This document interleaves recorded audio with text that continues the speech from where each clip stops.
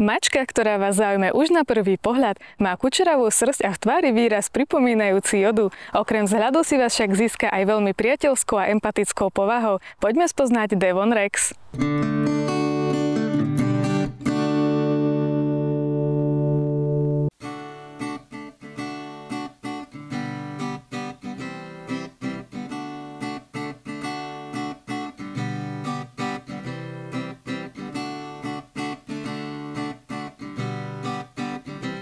História plemena Devon Rex sa začala písať pomerne nedávno, a to v roku 1960, keď sa v grófstve Devon v Anglicku objavilo mačiatko, ktoré malo nezvyčajnú kučeravú srsť. Bolo jediným kučeravým mačiatkom z vrhu a jeho otec bol pravdepodobne nedaleko žijúci túlavý kocúr s čiernymi kučerami na chvoste. Majiteľkou tohto mačiatka sa stala Beryl Cox a mačiatko bolo pomenované Kirli. Keďže pred 10 rokmi sa v Británii tiež objavila mutácia pre kučeravú srsť a vzniklo z toho plemeno Cornish Rex, najskôr sa predpokladalo, že ide o mačiatko práve Cornish Rex. Neskôr sa však zistilo, že ide o inú genetickú mutáciu a vzniklo tak samostatné plemeno. Kirli sa teda stal prvým kocúrom nového plemena, ktoré bolo nazvané podľa miesta, kde vzniklo. V roku 1967 bolo doma v Británii oficiálne uznané a postupne si vďaka svojmu jedinečnému vzhľadu a priateľskej povahe nachádza čoraz viac priaznivcov. Viac sa o nich dozvieme v chovateľskej stanici Luxury Paws.sk. Vítajte u nás. A rada by som vás privítala v našej chovnej stanici. Názov chovnej stanice je Luxury Paws.sk. Mojho prvého Devona som si kúpila v roku 2020 a bolo to práve kvôli tomu, že som sa o ňom dočítala, že dobre vychádza s psami. Ten najhlavnejší dôvod bol, že som si myslela, že nikdy nebudem mať mačky, pretože som silný alergik, ale dočítala som sa, že to môže byť hyperalergénne plemeno. Čo však nie je pravda, pretože najviac tých alergénov je v slinách a v moči. Tie alergie sú rôzne a práve tá moja je na srsť. Takže som si to vyskúšala a zistila som, že dokážeme spolu fungovať. A práve čo ma očarilo je tá iná štruktúra srsti, ten ich škriatkovský, gremlinskovský vzhľad a fakt skvelá povaha. Vzhľad Devon Rex. Devon Rex je také malé roztomilé čudo, ktoré vás zaujme na prvý pohľad. Je to hlavne kvôli tomu, že má výraz podobný Gremlins alebo Yoda, zaujme veľkými očami, špicatými veľkými otvorenými ušami. Štandard hovorí o tom, že uši spolu s tvárou by mali pripomínať diamant.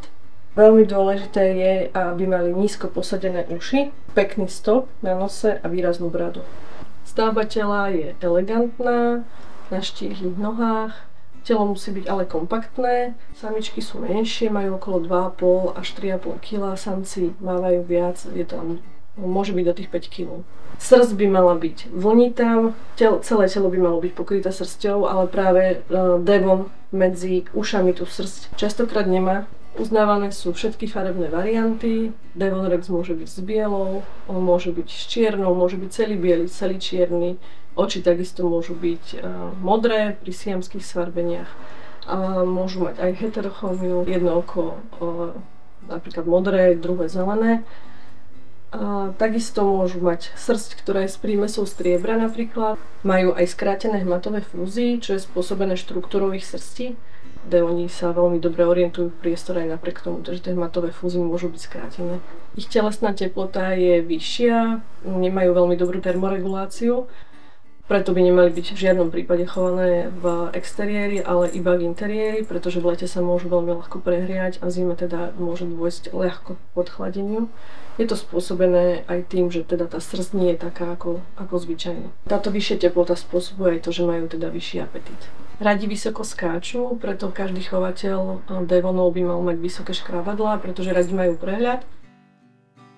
Devon Rex je úžasné plemeno, ich povaha si vás získa rovnako ako aj ich vzhľad. Sú to také malé roztopašné opice, veľmi radi vysoko skáču, majú radi deti, majú radi iné zvieratá, sú zvedavé. Nikdy sa s nimi nebudete cítiť sami, pretože vás budú sprevádzať na každom kroku. Nie sú konfliktné mačky. Skutočne je to veľmi priateľské a milé plemeno, ale v žiadnom prípade by nemali byť chovaní ako jednotlivci, pretože potrebujú spoločnosť, či už ľudskú alebo mačie. Devoni nemajú problém ani s inými zvieratami, či sa to týka psov alebo iných zvierat. Nemajú problém ani s návštevami, nie sú bojazlivé. Skutočne vítajú každého, kto sa ocitne v tejto domácnosti. Devoni vedia vycítiť, kedy máte nejaký problém. Určite to vedia vycítiť aj iné mačky, ale myslím si, že devoni sú práve v tomto špecifickí. Či už máte nejaké vnútorné trápenie alebo fyzické trápenie, vycíti to, príde za vami, pomasíruje vás. Je to dokázané, že mačka už len svojou prítomnosťou vie pomôcť človeku pri riešení či už fyzického alebo psychického problému. Práve toto plemeno sa využíva vo veľkom aj na felinoterapiu. Devon Rex je nenáročné plemeno, čo sa týka starostlivosti. O tú srsť netreba sa nejako špeciálne starať.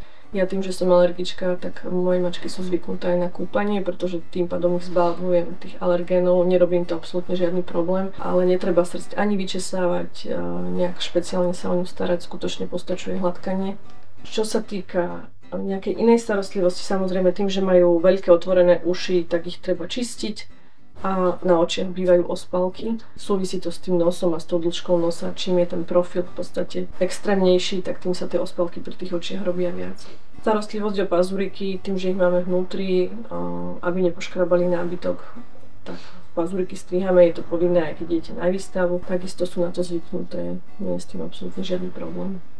Čo sa týka stravy, tým, že ich telesná teplota je vyššia, tak aj ten apetit je vyšší, preto určite odporúčam investovať do kvalitnej stravy. Každá z tých mačiek je iná, každá má rada niečo iné.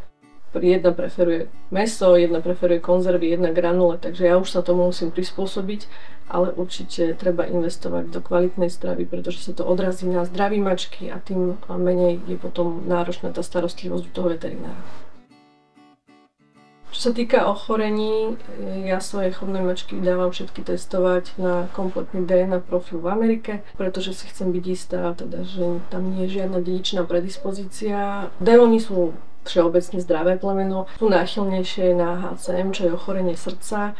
Toto je takisto obsiahnuté v tých DNA testoch, plus sa to vyšetruje veterinára ako echokardiografia. Skúsený veterinárny kardiológ vie toto ochorenie včas odhaliť a takisto potom sa takéto zviera teda vyraďuje z chovu. Na internete sa dozviete častokrát, že táto mačka je hyperalergénna. Nie je to tak. A určite, ak máte nejakú alergiu, odporúčam navštíviť chovnú stanicu, pobudnúť tam určitý čas, zoznámiť sa so zvieraťom a počkať, či sa vám tá alergia prejaví alebo neprejaví. Prečo mačka s preukazom pôvodu? Pre mňa je táto otázka zásadná, čo sa týka nejakej chovateľskej etiky. Keď si raz človek vyberie určité plemeno, tak si ho vybral práve kvôli jeho povahe, kvôli vlastnostiam a práve preto ten preukaz pôvodu vám potvrdzuje, že ste si kúpili práve takéto plemeno. Máte 5-generačný rodokmeň, kde vidíte jeho príbuzných. A čo je najdôležitejšie, chovateľský servis. Chovateľovi môžete zavolať kedykoľvek, so všetkým vám vždy ochotne poradí. Ako záujemca by som si určite overila chovnú stanicu, osobne ju navštívila, pretože každá chovná stanica je iná, aby ste si ozaj domov doniesli mačiatko, ktoré je socializované, má návyky hygienické a predovšetkým je zdravé.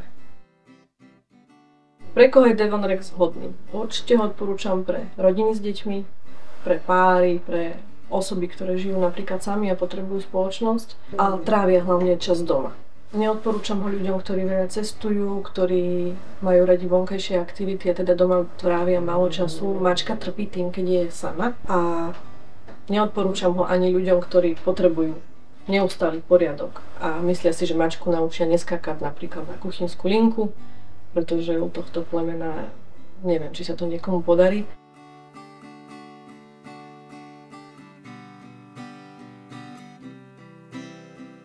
Ak sa vám toto video páčilo, nezabudnite na like, odber na kanál a vidíme sa na budúce.